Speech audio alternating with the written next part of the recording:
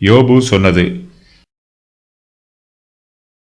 நான் காதார கேட்க நீர் சொன்னதும் எனக்கு கேள்வியான உம்முடைய வார்த்தைகளின் சத்தமும் என்னவென்றால், நான் மீறுதல் இல்லாத சுத்தன், நான் குற்றமற்றவன், என்னில் அக்கிரமம் இல்லை. இதோ என்னில் அவர் குற்றம் பிடிக்க பார்க்கிறார், என்னை தமக்கு சத்துருவாக எண்ணிக்கொள்ளுகிறார். அவர் என் கால்களை தொழுவிலே மாட்டி என் நடைகளையெல்லாம் காவல்படுத்துகிறார் என்று சொன்னீர். யோபு தன்னுடைய நியாயத்தை தன்னுடைய சிநேகிதரிடத்தில் சொன்னார். தன்னிடத்தில் குற்றமில்லை என்றும், ஆனால் தேவனோ தன்னிடத்தில் குற்றம் பிடிக்க பார்க்கிறார் என்றும் யோபு சொல்லுகிறார். எலிகுவோ தேவனுடைய நீதியையும் அவருடைய நன்மையையும் நம்புகிறவர். யோபு தன்னை பற்றி சொன்னதை எலிகு தன்னுடைய காதார கேட்கிறார். யோபு சொன்ன வார்த்தைகளை எலிகு அவரிடத்தில் திரும்பவும் சொல்லி அதை உறுதிப்படுத்திக் கொள்கிறார். நம்மிடத்தில் தேவனை பற்றி யாராவது தூஷணமாக பேசினால் நான் அமைதியாக இருக்கக்கூடாது. அவர்களுடைய தூஷண வார்த்தைகளுக்கு எதிர்த்து நிற்க வேண்டும். தேவனுடைய நாமத்திற்கு மகிமையாக சாட்சி சொல்ல வேண்டும். ஒருவர் தன்னுடைய குழப்பத்தில் தேவனை பற்றி தூஷணமாய் பேசினாலும் அவருக்கும் சத்தியத்தை தெளிவுபடுத்த வேண்டும்.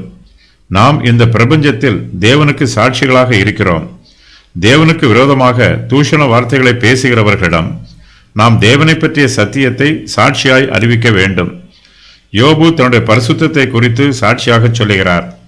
நான் மீறுதல் இல்லாத சுத்தன், நான் குற்றமற்றவன், என்னில் அக்கிரமம் இல்லை என்று யோபு தன்னை பற்றி சொல்லுகிறார். யோபு தன்னை பற்றி அதிகமான வார்த்தைகளை சொல்லவில்லை. நம்மிடத்தில் பாவம் இல்லை என்று நாம் சொல்வோம் என்றால் நம்மை நாமே வஞ்சிக்கிறவர்களாய் இருப்போம். எல்லோரும் பாவம் செய்து ஏகமாய் கெட்டுப்போயிருக்கிறார்கள். மனுஷர் எல்லோரும் தேவனுடைய சமூகத்திற்கு முன்பாக பாவம் செய்தவர்களாகவும் அசுத்தம் உள்ளவர்களாகவும் இருக்கிறோம். தேவன் நம்முடைய எல்லா மீறுதல்களையும் பாவங்களையும் அறிந்து வைத்திருக்கிறார்.